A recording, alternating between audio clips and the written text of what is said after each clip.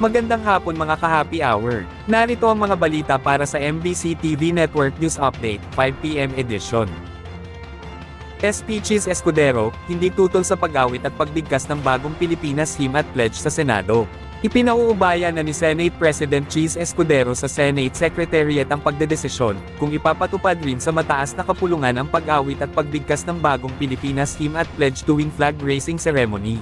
Ipinaliwanag ni Escudero na hindi sakop ng inilabas na kautusan ng Malacanang na nagmamandato nito sa Senado, Kamara, Korte Suprema at Constitutional Commissions.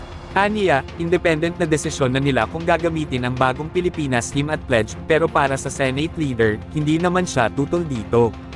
Para kay Escudero, maganda rin itong paalala para sa taong bayan kung ano ang dapat nilang singilin sa mga opisyal ng pamahalaan. Samantala, sa Metro Manila ngayon, Expanded Number Coding Scheme ng MMDA, suspendido sa Independence Day.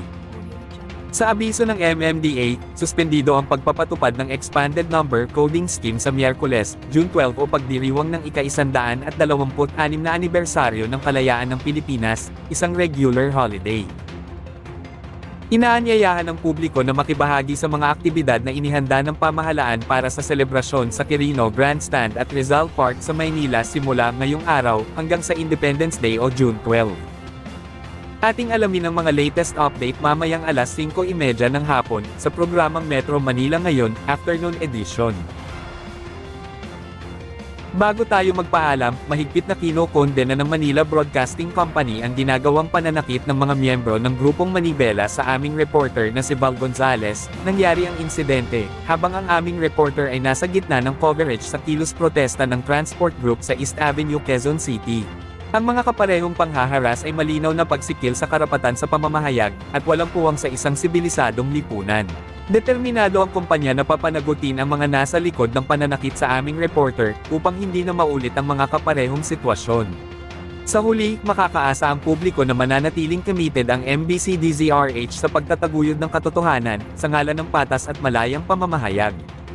Ito ay ayon sa isang official statement ng MBC DZRH na si Attorney Rudolph Steve Hularbal, Station Manager ng MBC DZRH at DP4 Legal.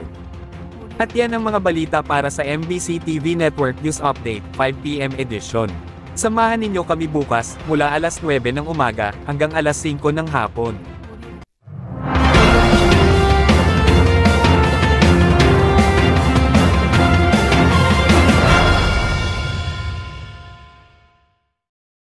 Mga ka-happy hour, kung gusto mong manood ang mga balita sa MBC TV Network News Update, mag-subscribe sa aming YouTube channel, i-like ang aming Facebook page, at i-follow sa aming TikTok account.